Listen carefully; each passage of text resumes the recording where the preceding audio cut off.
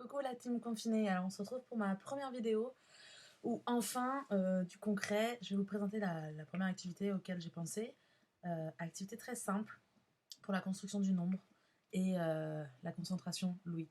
Donc c'est une activité qui va nécessiter un contenant métallique ou en verre, éviter le plastique, il faut que ça puisse résonner à l'oreille. Donc moi j'ai pris un mug en verre. Et plusieurs objets de petite taille. Alors moi, en classe, je faisais ça avec des noisettes. Là, chez moi, j'ai pas de noisettes. Donc, j'ai pris des bouchons de mon stock de maîtresse. J'ai plein de bouchons à la maison. Mais vous pouvez prendre des billes, des piles même. J'ai cherché des piles tout à l'heure. Enfin, voilà, vous pouvez prendre n'importe quoi qui s'apparente à un petit objet. Et donc, tout simplement, vous allez demander à l'enfant de fermer les yeux, de ne pas tricher, c'est un jeu. On ferme les yeux et avec Louis, avec l'oreille, il va devoir compter le nombre d'objets que vous mettez dans le contenant.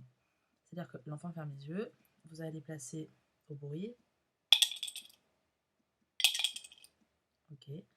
Donc on demande à l'enfant, à ton avis, combien de bouchons sont à l'intérieur de mon mug?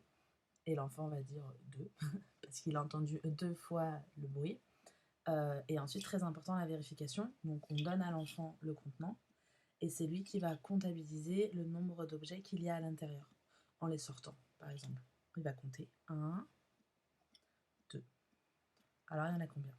Il y en a 2. Ok, on refait.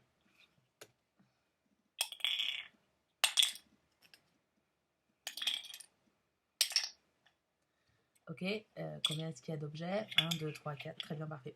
Et après, alors pour les plus grands, peut-être pas les petites sections, à voir après, on les met comme ça. Oh, c'est galère. J'avais 4 objets. Si j'en enlève 1, combien est-ce que j'en aurai? Ah bah 5, 3, 2, enfin il va vous dire une réponse, peu importe.